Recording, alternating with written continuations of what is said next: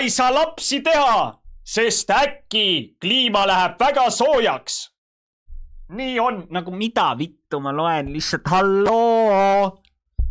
Mida vittu lihtsalt. See on nii rumal, kui rumal üldse üks inimene olla saab. Anette, halloo. Kellega on tegu? No muidugi, mul ei ole... No muidugi. It all comes around, eks ole. No kellega on tegu? Homo Kringel, Anette.